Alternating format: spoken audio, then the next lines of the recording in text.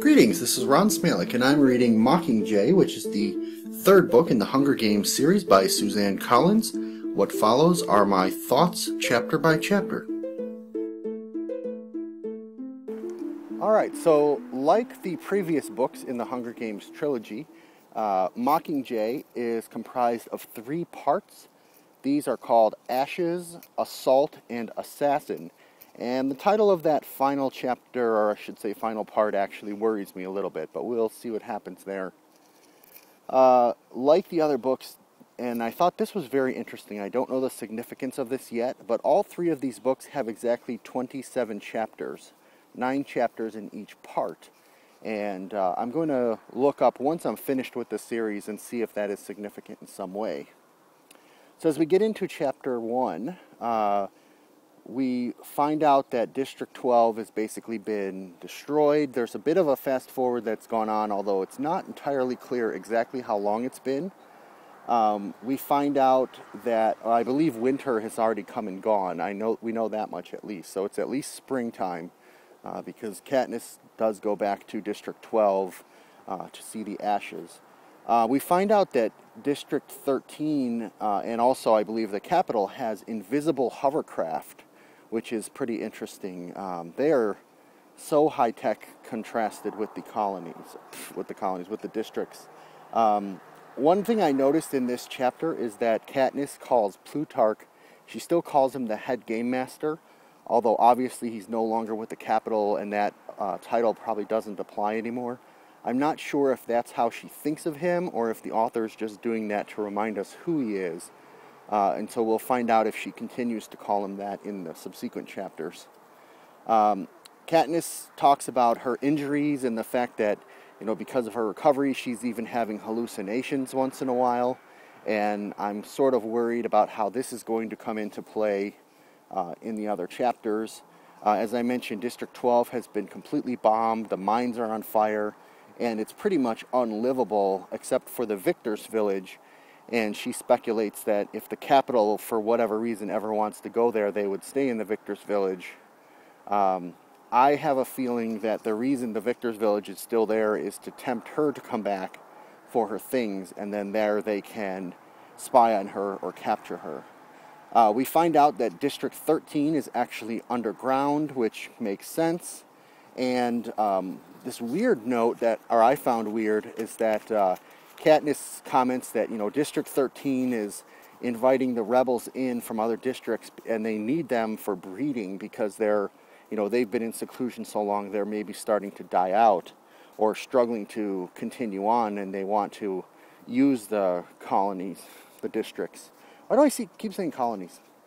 Okay, we also find out that Madge and the mayor's family are unknown. Katniss isn't sure if they've died in the bombing, if they've been evacuated to the Capitol. I hope that we find the answer to that out later.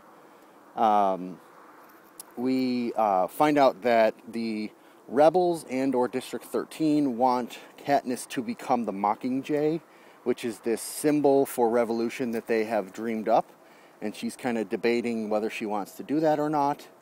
And as I mentioned, her hallucinations and everything, they have certainly handicapped our hero.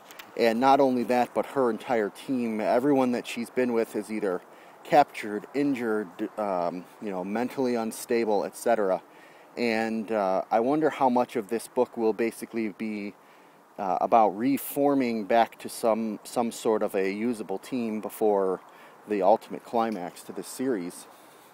Of course, at the end of chapter 1, she goes back to her house in the Victor's Village, and she finds a fresh rose left there by President Snow that she interprets, probably correctly, as a silent warning that he can get her wherever she is. And on to chapter 2. So in chapter 2, District 13 is revealed to be a 45-minute ride, which doesn't quite tell us much, but a 1-week travel on foot. So if you can imagine about how far that you could travel in a week, probably, or a really athletic person could travel in a week almost non-stop, that's about how far District 13 is away from District 12. So it's actually a lot closer than they had believed before. There is no sign of Bonnie and Twill. Those were the evacuees or escapees from District 8 that she met in the last book. And they have not turned up yet in District 13. That's where they were headed. We find out the history of District 13, that they had made a bargain with the Capitol when they basically seceded from the group, that they would basically play dead and be left alone, because both District 13 and the Capitol have what you could call a nuclear standoff, and neither of them wants to actually wipe out the human race. They just don't want to, let the other one win at this point. We find out some, sinister things about District 13, potentially well met, but definitely population control, definitely nutrition and food control. People's schedules are tattooed on their arm every morning, and they have to follow their schedules until it wears off at night, and then they get a new schedule the next day.